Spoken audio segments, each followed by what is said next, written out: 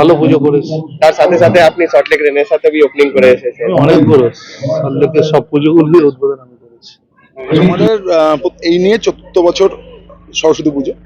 তো এই বছরের আমাদের থিম হচ্ছে ভিতরে ঠাকুর, বাহিরে ঈশ্বর, বেদিতে সরস্বতী।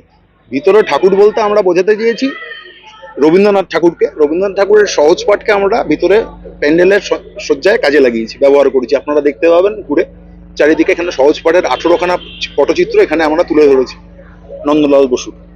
আর বাইরে বর্ণ পরিচয় ঈশ্বরচন্দ্র বিদ্যাসাগরের, তাই বাহিরে ঈশ্বর, ভেতরে ঠাকুর, বেদিতে মা সরস্বতী। বাইরে বর্ণ পরিচয় আছে, আপনারা দেখে দেবেন সমস্ত হরফের যেগুলো অবলুপ্ত হয়ে যাচ্ছে সেই হরফগুলোকেও আমরা এখানে ইন্ট্রোডিউস করেছি। এই হচ্ছে আমাদের এবছরের থিম। আচ্ছা, কত বছরের পুজো তোমাদের এটা? এটা আমাদের এই বললাম ৪র্থ বর্ষ। ঠিক আছে, এর আগেও আমরা পুজো করেছি, মাঝখানে আমাদের সব বন্ধু বান্ধবরা সব বাইরে বাইরে চলে যাওয়াতে ওটা একটু কিছুদিনের জন্য বন্ধ ছিল। তারপরে এই আবার সেকেন্ড ইয়েতে শুরু হয়। তো এটা এই নিয়ে আমাদের ৪র্থ বর্ষ। কে কে উদ্বোধন করলো? উদ্বোধন করলো এবারে আমাদের মাননীয় মন্ত্রী শ্রী সুজিত বোস, দমকল মন্ত্রী পশ্চিমবঙ্গের ভারপ্রাপ্ত। উনি এসে উদ্বোধন করেছেন। সঙ্গে ছিল বড় চেয়ারম্যান রঞ্জন পোদ্দার, উনি ছিলেন, উনি এসেছিলেন। আপনার নাম? আমার নাম রামানুজ চ্যাটার্জি।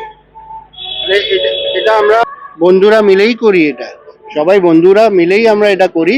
আর কন্ট্রিবিউটও আমরা সব বন্ধুরা মিলেই সব কন্ট্রিবিউট করেই পুজোটা করি। আর আমাদের সেনাপতি হচ্ছে আমাদের বন্ধু রামানুজ চ্যাটার্জি। এবং এই যে করুণাময়ের এই পুজোতে আমরা কোনো আবাসিক দিক থেকে কোনো রকম সাবস্ক্রিপশন, কোনো চাঁদা নিই না। আমরা এটা বন্ধুদের মধ্যে নিজেদের মধ্যেই করি এবং আমরা চেষ্টা করছি আগামী দিনে ছোটদেরকে আরো ইনভলভ করা। কারণ সরস্বতী পুজোটা ছোটদের পুজো। আমরা যদিও এখন করছি, আমাদের এখনো চুল পেকে গেছে, তাও আমরা করছি, কিন্তু চেষ্টা করছি ছোটদেরকে আরো এগিয়ে নিয়ে আসা, ছোটদেরকে ইনভলভ করা, যাতে এটা আরো 4 বছর থেকে 40 বছর নিয়ে যেতে পারি আমরা।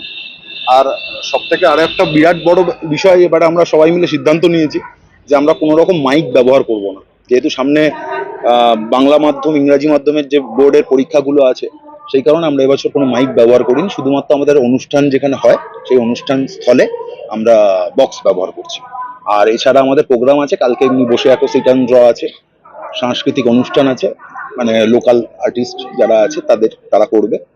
আর পুজো হচ্ছে আমাদের 3রা ফেব্রুয়ারি সোমবার সকাল 9টায় পুজো শুরু হবে। 3 তারিখ। 3 তারিখ।